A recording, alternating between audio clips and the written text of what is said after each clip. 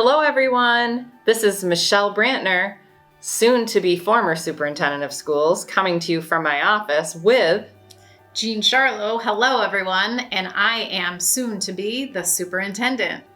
So we're coming to you today to give you a little preview on the happenings on our building project. While a lot of it is fairly visible because much of it's happening outside, we wanted to explain a little bit about what you might be seeing as you're cruising through the campus. So first and foremost, you might have been wondering all these years what that cute little green and red structure was on the edge of the parking lot across from the high school. Well, that is a gas house where our gas utilities come in and feed out of.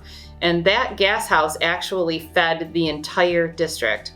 And as part of our redesign of our parking lots and our bus loop and the way that you'll traverse the campus, that gas house has to be removed. So we've been going through a process where, working with our utility companies and the contractors on the job, we made a plan to reroute utilities and also separate utilities. I think I've probably mentioned this in previous updates. This way, when gas service fails for whatever reason, we aren't taking down the entire district. So we've actually created, by having this problem of having to remove the gas house, we've actually created a good fail-safe in the district for utility service feeding the buildings. So the gas house will be removed eventually, not too distant future. And you can see this is just an example of some of the new utility work. This happens to be the feed coming from Reed Parkway, feeding the DMS building. The same thing happened actually over April break, feeding from North Street to the high school to connect the high school and then ultimately the KCH gas service. And so we thank our partners, our great utility partners in NYSEG. They've been wonderful to work with as we've taken on this little challenge. So I'm going to turn you over to Jean. She's going to talk a little bit about our DMS basement locker rooms. So one of our other projects are both our boys and girls locker room in the basement at DMS. And what you can see right now is the boys locker room. The walls have been going up, and next week they will begin work on the flooring. Right now they're preparing the floor. Next week they'll be tiling the floor, and after that they will be putting tiles on the wall. The second picture that you see is one of the offices in that boys' locker room. This picture is the girls' locker room, and as you might surmise, it's a little bit behind the boys' locker room, and currently the walls are going up. And again, it will be the same process. They'll be working on prepping the floors, getting the tile down on the floors, and then eventually the tile on the walls as well. So over the next course of the couple of weeks, both of these boys and girls locker room will be completely transformed. Yes, very exciting, especially for those of you that are Marcellus alumni that remember those basement locker rooms and the condition that they were in. So it'll be exciting for the kids.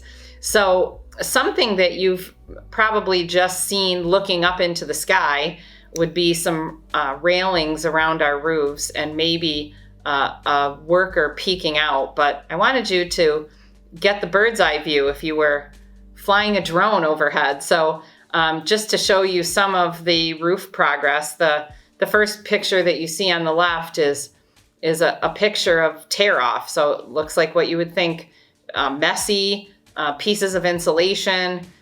So the tear off is largely complete in the high school. There's a little bit left to do.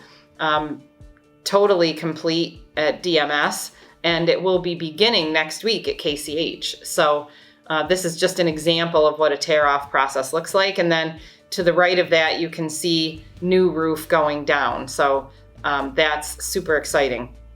And then as we move forward, you can see more pictures of the roof process happening and different stages of completion. So we'll be excited when we have brand new roofs and we don't have any other exposure for leaking. As I mentioned before, the KCH roofing work will begin next week. Weather is looking good through Thursday, so we're hoping they get a great jump on it. And you can see here, you probably noticed this if you do spend any time walking through the campus, that a dumpster was placed on the side of, I still call it our new playground at DMS, although it was built 8 years ago now. And also there were several truckloads of roofing material brought in, and you can see in the distance the piles of those white piles are piles of roofing material. So they're gearing up and ready to go at KCH. In addition, probably the most dramatic thing that you've been watching happen is all of the site work. Remember, our goal is to do some expanded parking. Any of you that come to any of the amazing events that we host on campus know that parking is at a premium, especially around the high school auditorium and all the athletic facilities. So the expanded parking, both adjacent to the auditorium and also the lot across from the high school, will be really helpful during those times.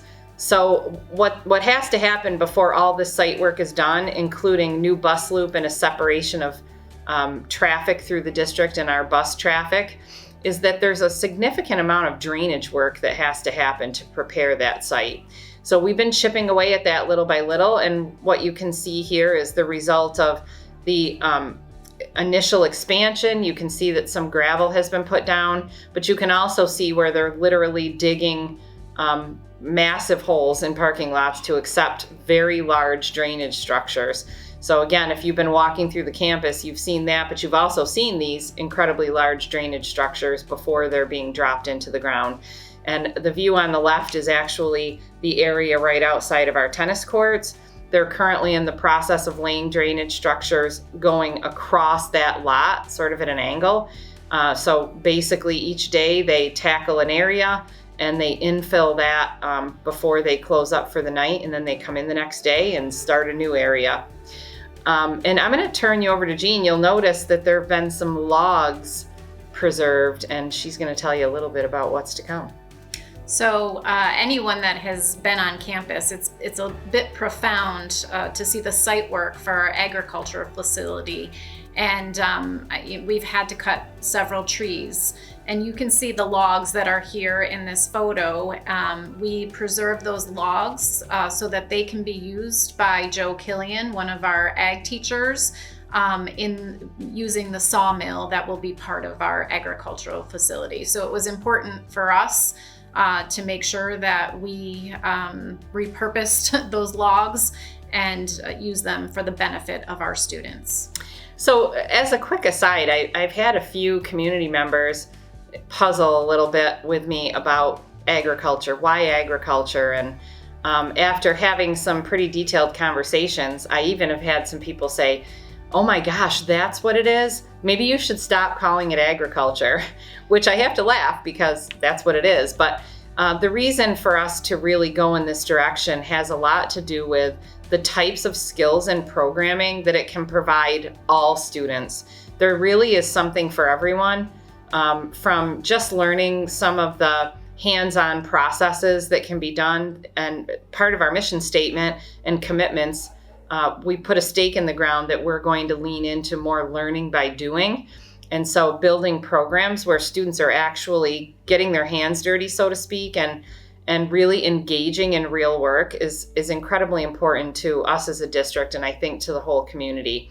But in addition, through FFA and just through a lot of the processes that can happen in this type of a program, students are able to engage in skills that are critical for future success, including collaboration, independence in learning, owning their own learning, public speaking skills, leadership. So many things we're super excited about as this programming option comes to fruition.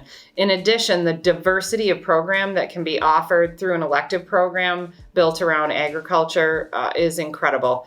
And in a district like ours, where we can't have a lot of different programs, but if we can provide a program with great diversity, that's what we ought to be doing. So I think you're going to be very excited and pleased to see what's to come. So just to give you another window into what is agriculture all about.